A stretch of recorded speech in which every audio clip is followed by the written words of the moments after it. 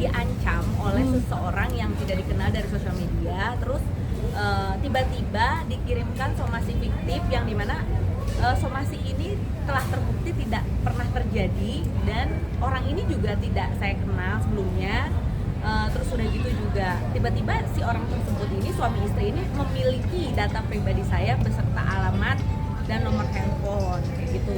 Jadi saya di sini merasa terancam ya. Jadi kan saya takut banget nih karena kan di rumah juga banyak orang tua, ada orang tua dan anak kecil. Jadi menurut saya ini satu kayak pengancaman juga, dan menurut aku juga kok di Indonesia gampang banget sih untuk akses data pribadi kita diakses oleh orang yang orang yang sangat, maksudnya ini kan orang tidak dikenal, kok bisa dengan orang tidak dikenal ini dan bukan bukan sesuatu yang saya kenal tapi bisa mendapatkan alamat pribadi saya secara lengkap gitu. Nah, beserta nomor telepon saya. Jadi menurut saya kok dengan semudah itu di Indonesia akses data pribadi kita bisa diakses gitu loh. Jadi menurut saya sih ini concern banget ya buat pemerintah, buat masyarakat kayaknya harus hati-hati banget sama data pribadi kita karena semudah itu loh data pribadi kita tuh diakses sama orang lain. Bahkan ini bukan instansi kayak pemerintahan atau hukum ya. Jadi ini orang biasa loh, kategorinya orang biasa. Digunakan untuk disalahgunakan, pengancaman dan segala macamnya. Makanya hari ini kita coba datang ke Polda bersama dengan kuasa hukum untuk melaporkan ya kasus ini. Mungkin sebelumnya di somasi itu dia bicara soal apa? Isi iya. Dia merasa tidak. Jadi ini isi percakapannya adalah teman saya melakukan story Instagram ceritanya. Terus saya komen di situ. Nah, dari komen tersebut kan teman saya posting lagi gitu loh di Instagram. Nah, di dalam story Instagram ini tidak ada nama lengkap saya, cuman hanya ada foto saya gitu. Nah, tiba-tiba si cowok ini, suami istri ini tidak terima kalau saya ada komen. Nah, akhirnya dia DM ke Instagram saya untuk bilang gini, saya akan melaporkan kamu ya, saya akan mengirim somasi ke kamu ya, kamu tunggu aja gitu. Nah, saya bilang, loh kamu siapa? Saya nggak kenal gitu kan. Tiba-tiba kok kayak ngancem saya gitu. Terus habis itu besokannya, bayangin dalam cuman waktu 1 hari dia bisa langsung dapat alamat lengkap rumah saya beserta nomor rumah saya gitu dan nomor handphone saya.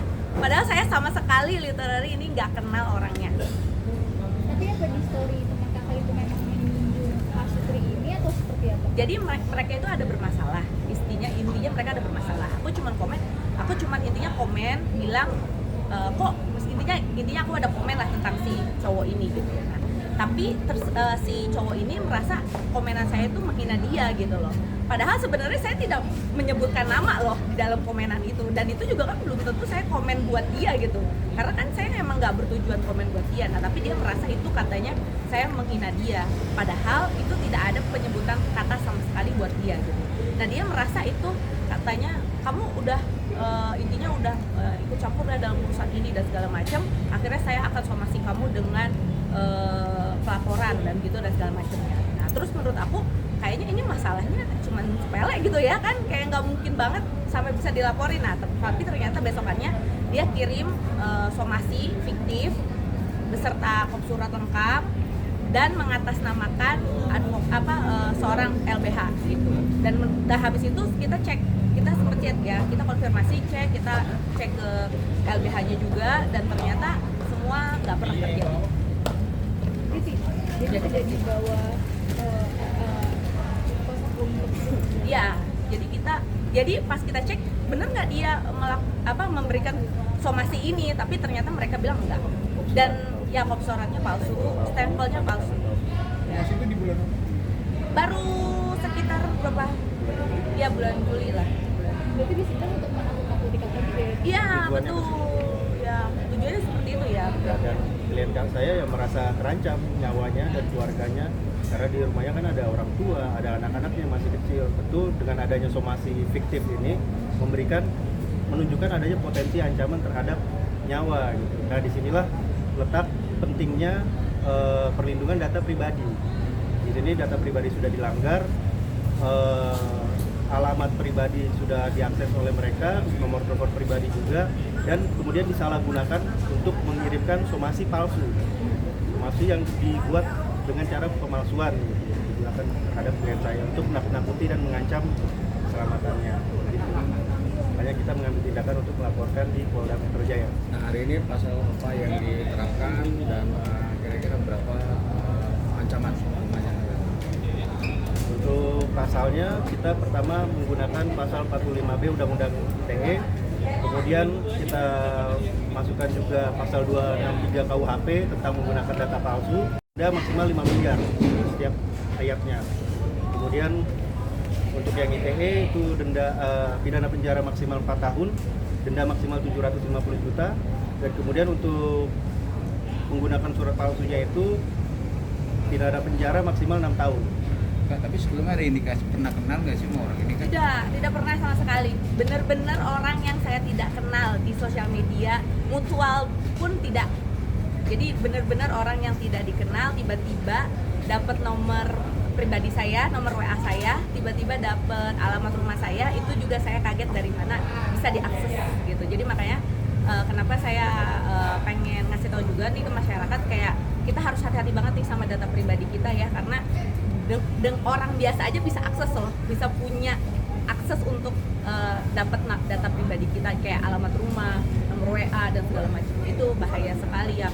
Itu bayangin kalau misalkan data pribadi kita disalahgunakan untuk bahan pengancaman atau seperti yang terjadi sama aku gitu. Oh, berarti ini yang dilaporkan individu, per orang atau akun? Karena kan dibilang tadi tidak dikenal gitu kan, artinya tidak ada alamat atau nama yang bisa dituju gitu. Ya. Atau akun aja yang Untuk sementara informasi yang kami peroleh, nama lengkap ada, nomor KTP ada, dan akun Instagram. Gitu. Untuk alamat dan lain-lain kita belum punya akses ke sana. Tapi sempat nggak dikasih tahu atau diparangin orang itu atau gimana? ya komunikasi lah gitu, udah ada komunikasi belum? Apa gimana? Untuk saat ini sih kita udah kirim surat somasi. Kita udah melakukan somasi 2 kali. Oke. Ya, kemudian juga belum ada respon yang baik dari mereka, makanya kami terpaksa mengambil langkah hukum. Gitu. Tapi kakak sebelumnya pernah ada masalah sama orang-orang apa gimana? Enggak sih, untungnya nggak ada. Jadi memang sama orang ini juga justru nggak kenal sama sekali kan, mutualnya pun nggak ada, jadi nggak pernah ada masalah sebetulnya kan. Makanya saya juga kaget kok bisa tiba-tiba dia dapat nomor WA saya, terus tiba-tiba dapat alamat rumah saya gitu. Makanya saya bingung gitu. Ya terus nge-WhatsApp pakai nomor palsu yang mengatasnamakan seorang advokat gitu. Tapi nggak ada indikasi penipuan ya? Atau minta sesuatu yang Tidak sih, tidak. Untuk saat ini tidak, paling pengancaman aja sih. Kak, kan bilang saya teman kakak yang memang masalah. Mungkin dari yang terlapor ini merasa kakak ikut campur atau seperti apa? Ada omongan seperti itu? Dia sih di situ bilangnya saya suruh minta maaf ke dia. Di dalam isi somasi fiktifnya itu saya suruh minta maaf. Tapi kan untuk minta maaf atas dasar apa gitu loh. Nah, yang saya lihat lagi ternyata teman saya tuh ngasih tahu bahwa si orang ini suka nge-screenshot postingan perkataan minta maaf gitu loh. Jadi kayak kalau ada yang minta maaf, di screenshot terus diposting lagi sama dia, seakan-akan kayak ini orang tuh udah pada minta maaf loh ke gue dengan masalah itu. Jadi menurut saya kok kayak ini NPD gak sih orangnya gitu, kayak pengen haus akan validasi orang, kayak pengen orang tuh takut sama dia gitu. Nah ternyata ada lagi saksinya bahwa pengancaman ini bukan hanya ke saya tapi ke orang lain juga, ke beberapa orang dengan surat somasi yang sama ya.